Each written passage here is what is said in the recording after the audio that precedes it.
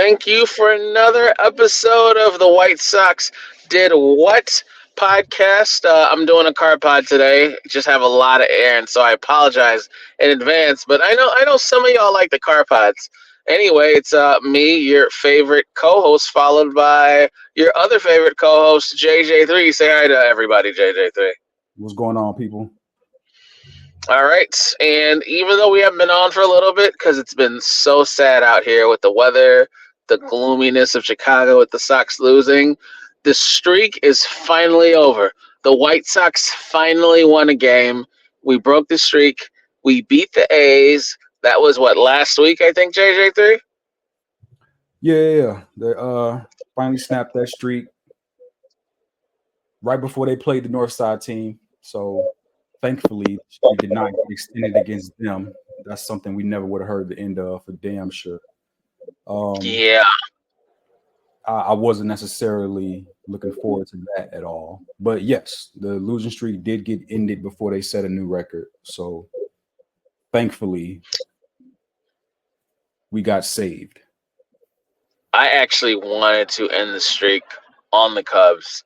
Like, we break it by beating the Cubs. That didn't happen. A's gifted us. And then somehow we still got swept by the Cubs. But I'm like Jay Cutler at quarterback. I don't necessarily care about the losses. And I'm going to pretend all the bad stuff didn't happen and just start with the now. Don't care. That's my mentality. Jay Cutler at quarterback. Don't care no more. The past is the past. Let's talk about now. Going over the new roster or just going over certain highlights of what you saw in this current Yankees Sox series? Well, I mean, Because the Sox went ahead and took the first game of the series, won at 11-2. Kudos and props to the White Sox for, stealing the game over the Yankees. I believe it was Cannon who was pitching. Yeah, that's one of your favorite pitchers, right? Absolutely. Cannon. Might be Nick Cannon's white cousin. Cousin, from some kind of third auntie. His son, you never know.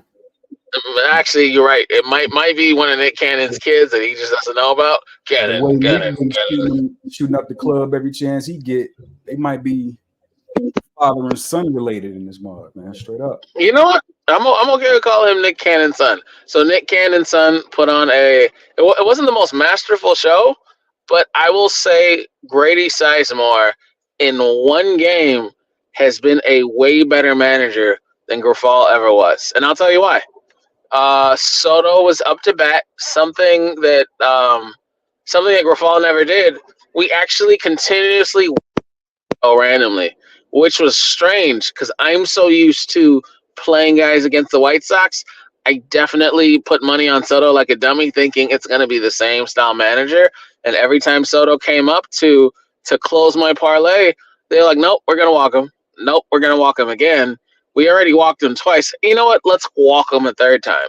And then sometimes we walked Soto and Judge. And I was like, wow, so we're just going to put two guys on base? It worked because the Yankees are not a team that scores a lot of runs, but their heavy hitters do hit. It's weird.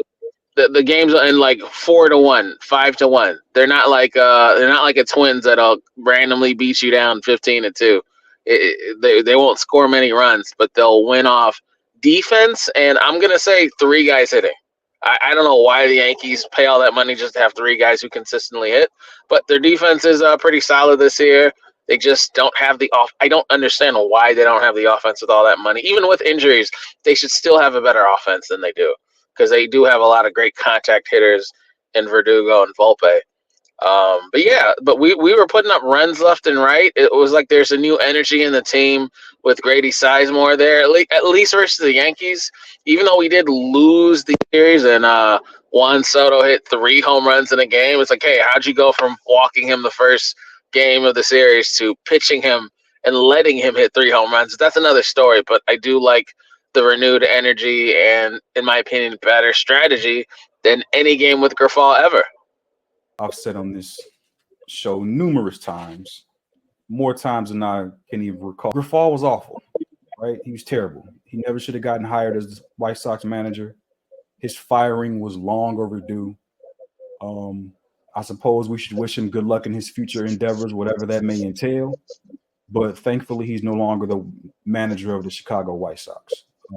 Again, it took way too long to get to this point to make this decision. From reports I read, essentially the White Sox waited to fire Grifol until they ended the losing streak, which is questionable all on its own. But for whatever I reason, mean, do you want to give the new manager credit for the losing streak, or because I kind of get that, but at the same time, you should have fired him a long time ago. Don't wait till there's a big losing streak. You wait until you at what 21 straight losses in a row, whatever it was. I lost track. I lost track too. He finally wins a game, and now you decide, okay, we can dismiss him now. That again, organizationally, that thought process to me is wrong. Right? There's not a reason that should be the thought process behind your decision. If you've already made up your mind that he's the right manager for this team for the rest of this season, and obviously he's not the right choice going forward, cut your losses immediately. Don't wait around. What are we waiting for? You know he's the wrong guy. Kick him out of here. Don't delay. But he's gone. I do think, to your point that you mentioned earlier, it did create a bit of a buzz and a bit more energy around the team. I think the players did respond to in this Yankee series. And now that doesn't mean the Sox are going to turn around and win, 15 games in a row, right? Right. That's not going to happen. The honeymoon period is going to be very short-lived because they don't have a ton of talent on their roster right now to rely upon. So, they had a great first game against the Yankees. Like you said, the second game they lost. Juan Soto hit 3 home runs. Juan Soto hit another home run today against the Sox again. So he's raking regardless. He's really good against left-handed pitchers. If I see a left-handed pitcher, chances are Juan Soto's going to hit a home run against that left-handed pitcher. He's good in general, but That's overall, true. I think the decision definitely did energize some of the players, right? I think Luis Robert was re-energized a bit. I think the Gavin Sheets, I could probably go on down the line of players of comments and things that I read briefly about how, they responded positively to it. Now, that's not to say that they necessarily wanted Grifol to lose his job or that they all hated him just on a personal level. I'm sure there was some sort of personal connection that they may have had, but he just wasn't the right fit as a manager. So from that standpoint, professionally, get him out of here and get a new voice. Now it's just Grady Sizemore having his opportunity to sort of call the shots and lead the show until the end of the season, and then we'll see how he gets evaluated at that point in time.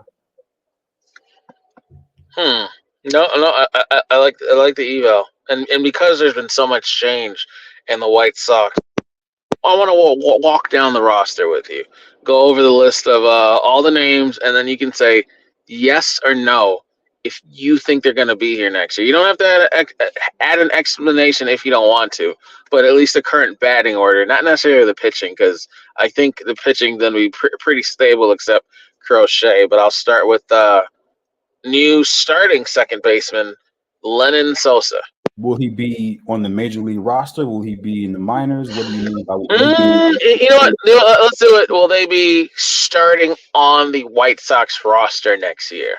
Let's do that. So if they back up, if they're back to being backups, good. It's a no. So Lenyn Sosa. Okay. Luis Robert Jr.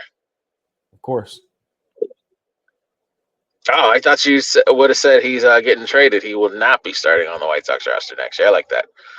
Left fielder, Andrew Benintendi. Yo, I hope not. You know what? He's actually been picking up his stuff recently. It's like, why aren't you doing that during the losing streak? I mean, the highest paid player in the history of the White Sox. It'd be nice if he played better a lot earlier. Facts. But continue. Andrew Vaughn. Oh man, unfortunately, Really, I'm a Vaughn fan. I think this was a down year for the whole team. Even Robert, he's batting terribly, but he's a 5-tool player. I yeah, have hope Vaughn and Robert. Gavin Sheets. no, Really, I thought he was a lock. As he's just our utility guy. Put him in anywhere. We don't know what to do with him. Somebody's sick. Hey, put Gavin Sheets in there. He does it all. No for Sheets. Shocked. Ooh, catcher Corey Lee. yes. This is an easy one. I'm still he's acting kind of out, but I'm gonna say third baseman. I'll leave Miguel Vargas alone. Moncada. He gone. Okay, out of there. Right field Corey Julks.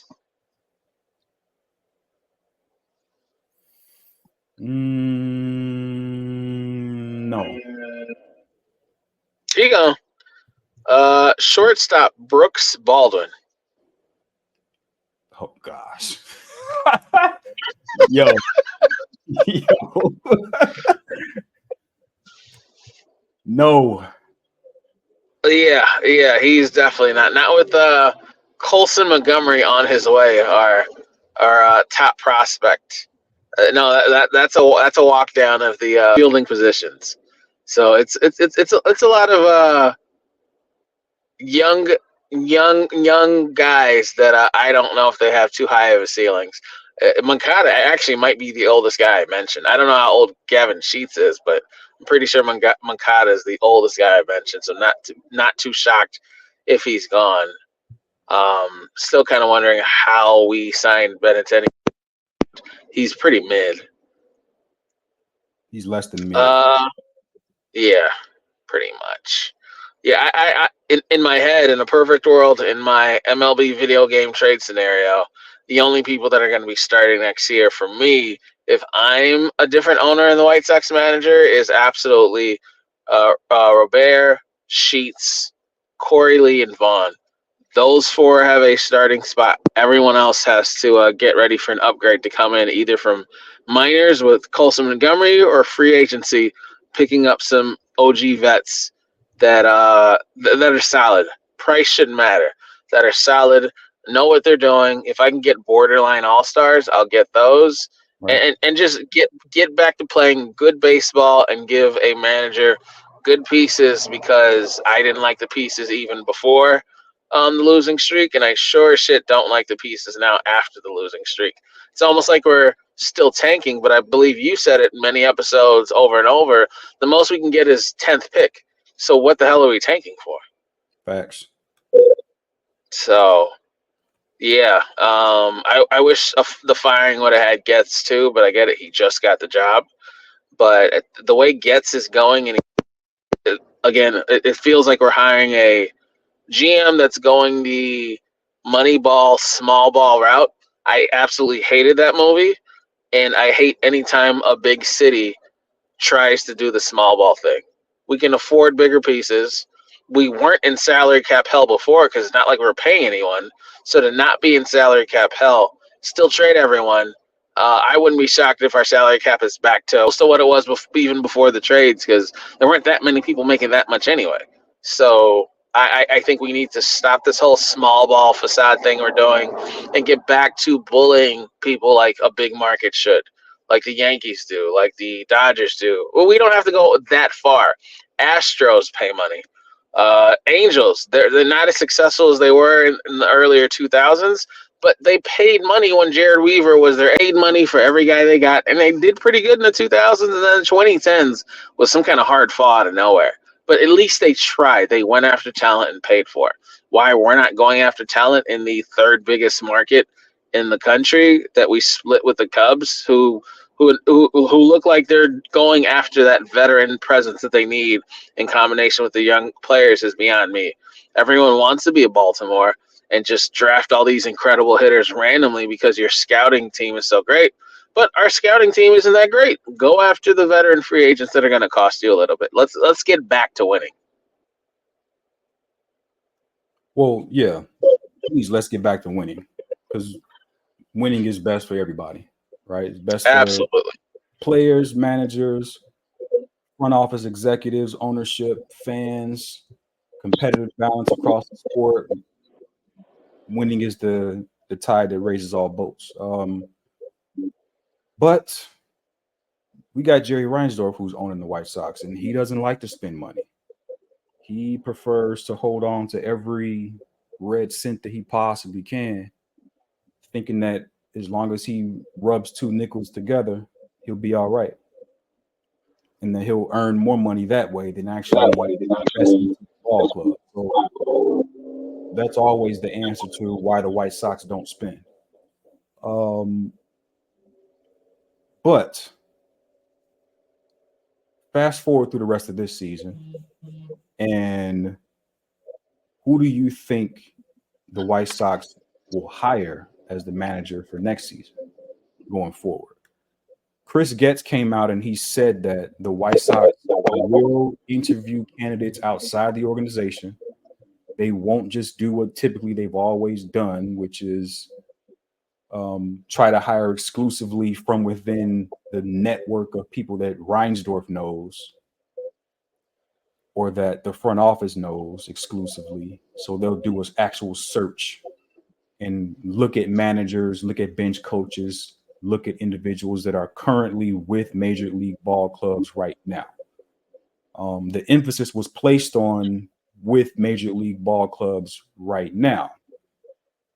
So when I say that, that should essentially eliminate names like Ozzie Guillen, and it should also eliminate names that we had talked about as a possible rumor a few weeks ago in Terry Francona. So those should potentially be two names that are not even be a part of this discussion at this point in time. In a perfect world, we'd steal managers from another team. I was hoping we could pull off a steal and maybe steal an Alex Cora or a Bruce Bochy.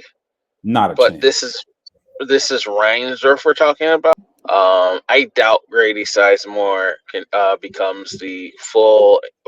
Well, again, it depends on how he does. Unless he goes on like a miraculous streak to avoid the all-time loss record, I'm pretty sure AJ will be the leading candidate, and usually in most cases the top leading or the second highest candidate wins. I just don't see a number two. I haven't heard anyone actively say out loud, "Hey, I want the White Sox job." I just hope they don't go to another team's um, managerial coaching staff and pull another Pedro Grifol. Hey, let's get this guy because he's from the tree of XYZ. Now, realistically, in an oblique setting, you said a while back, Getz really loves his Royals, so wouldn't be shocked if he goes back to Royals camp and says, "Hey, let's get another assistant from you guys." That because right now the way they're going, they keep doing these terrible missteps. So won't be shocked if they go after yet another Royals assistant to come and coach this team instead of at least going to a been dominant the last like 5 years. Let's get one of these guys. I don't understand going to a decent mid-level ball club that hasn't really been killing and getting one of their managers. So yeah, I'm going to go with either AJ or some Royals assistant no one's heard of. Those are my top two if I want to keep it realistic. So I'm going to give you a list of names that I read up on. First off, AJ Pierzynski is not on this list. Okay. The number one reason that AJ is not on this list is because, quite frankly, I don't think Chris Getz wants to hire AJ Pierzynski at all. I don't think he does either. I think he wants another Royals guy. I won't necessarily say he wants another Royals candidate, but I think there's been a public falling out organization because he's been very critical. That's facts. Everything that he's said has been right on the money and on point. So you can't blame him for the things that he said about criticizing the organization and how they do things, how they develop, how they make decisions, how they go about handling their business. You can't really fault AJ for those things because those are all facts. So kudos to AJ for saying the quiet part out loud. on a live microphone. But part of that has led to him being distanced from the organization. He was an ambassador for the White Sox. He's no longer that. And so any chances of him being named as the manager of the White Sox, I think that ship is completely sailed. I know he publicly came out, I want to say before they hired Grifol, he campaigned for the job. Obviously, he didn't get it back then. I don't think there's any chance he gets it now because he's been so hypercritical of the team. But the first name on the list is Grady Sizemore, right? He's the interim manager right now. He's basically got an on-the-job interview process going on as we speak. He's already in the building. They already know him. As much as they said the extensive search and look at other candidates, it's still the White Sox. Reinsdorf still likes to do things a certain way. He still likes to hire from people that he already knows or has a familiarity with. So I don't think Sizemore can be completely overlooked. But I do want to say, based off of this, I think the top candidate, the Marlins manager, Skip Schumacher. Okay. I think he's probably the top candidate on that list. Now, whether that's a good choice or not could be up for debate. But I do believe he's the number one choice, right? I don't think he won't be back managing the Marlins next year, so I do believe he'll be available. The question is going to be, will he be willing to choose the White Sox, right? Just based off of talent, based off of ownership, based off of, again, how they've conducted their business over the last several years. No White Sox manager has managed more than, 2 seasons since Ozzy?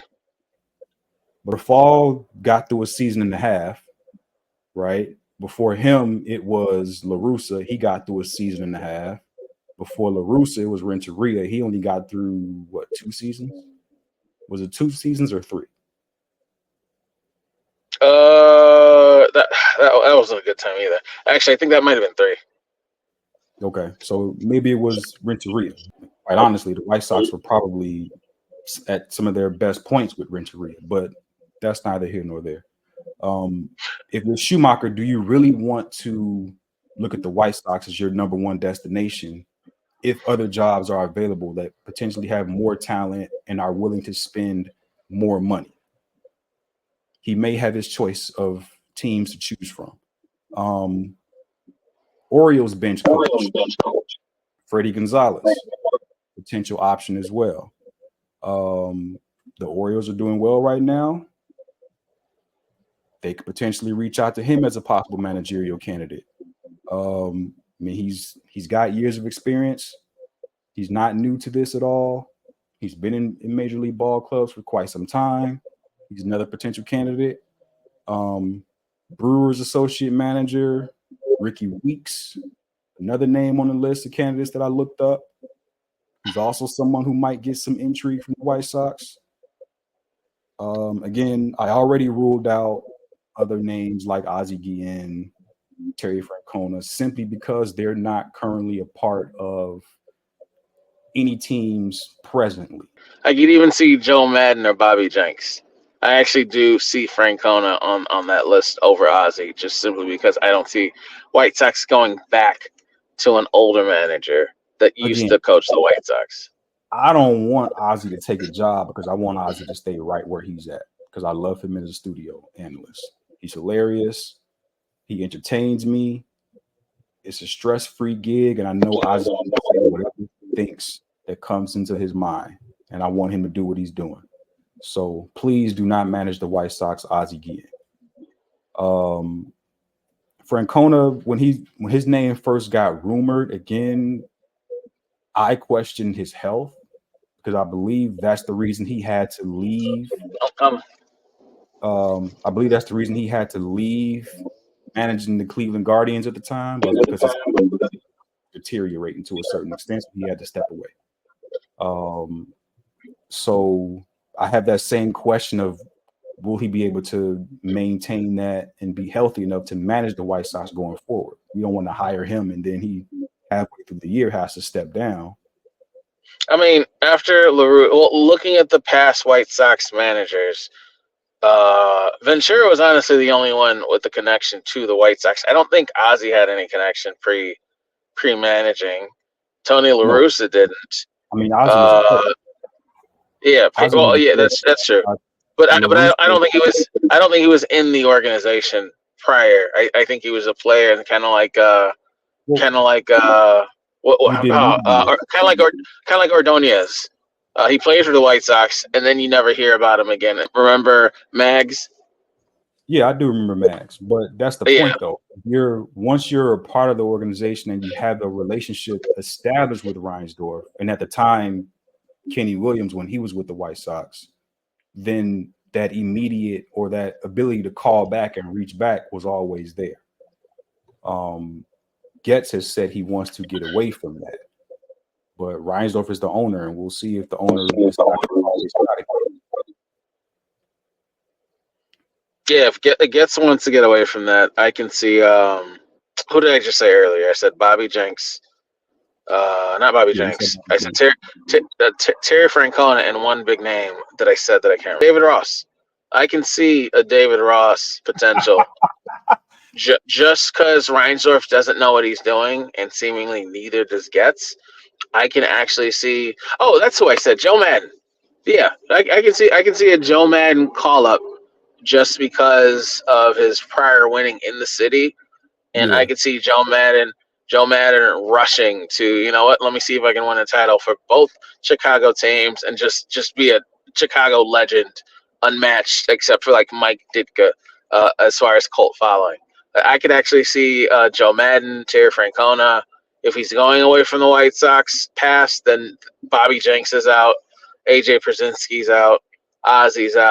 Keep Sizemore, Baltimore's assistant coach, or yeah, Joe Madden. Honestly, I really don't see the Marlins because this would be an upgrade. I think that would be looked at as an upgrade for him. It's not like Marlins roster is that much better, but the pay here would be way better than what Marlins are paying. I like dark horse candidate. He's sitting at home.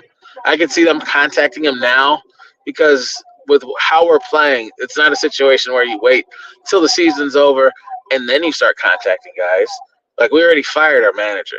So if they're contacting guys now, they're contacting someone at home because if you're going to contact someone on the team, I believe you have to get formal permission. And if they're not doing that now and we haven't heard anything about it, they're contacting someone sitting at home. I'm thinking the only top candidate sitting at home right now is Joe Madden. You don't think so? well, Joe Madden is an outside the box candidate. I wouldn't necessarily be mad at it, but it'd be hilarious. I think Do David it. Ross would be hilarious as well. I don't think David Ross is that great a manager, but he's just a name that was recently managing. That's like, all right, that's not a bad idea, but it doesn't make any sense to hire David Ross, who hasn't really been great when he was managing, and I think he still needs to be an assistant somewhere to really get his managing skill set down packed. I would honestly fall out my chair with laughter if they hired Joe Madden. What don't you like about? I don't dislike him at all. I don't have any. I don't have any reason to dislike Joe Madden. Um, I honestly don't. I just think it'd be hilarious if something like that happened and they turned to him. I don't think it'll happen, but again, I just think it'd be hilarious, and I would completely fall over with laughter if that occurred. But he's a Marlins good manager? manager. I Day mean, was. if there's a criticism of him, it was a tendency to overmanage at times. But I mean, he got the job done, or they got the job done in spite of him, however you want to look at it, or Right. however their fan base looks at it. But yeah, that would be funny. Again, I think Schumacher is the leader currently. If I had to put money on it or put odds on it, from the Marlins, whether he chooses the White Sox or not is a question that's going to remain to be seen. Does he want to be a part of a team that's in the middle of a rebuild? Not even in the middle, at the beginning stages of a rebuild. That's a Facts. question that you have to address to any manager that you're looking to hire going forward, because you're going to have to get that manager to buy in if they have any sort of name recognition or cachet about them. To your Joe Madden argument, like if I'm Joe Madden and I'm coming out of, I mean, I don't know if retirement is the right word, but if I'm coming back to manage a major league team and I'm looking at the White Sox, and the White Sox are on the verge of setting the all-time worst record in history, it's not the best look. All right, everybody, that was our episode of the White Sox just did what. We'll catch y'all on the next one. Everybody be smooth. Thanks for checking out this latest edition from the Frustrated Chicago Sports Fan channel. Whether you're listening to this on Apple Podcasts or Spotify, or watching on Twitch or YouTube, do the same. Like, subscribe, share with a friend, hit the notification bell so you never miss a drop. And to all my homies in Chicago, we say 3 things: bear down, go Cubs go, and sell the team, Jerry. Motherfucking team, Jerry.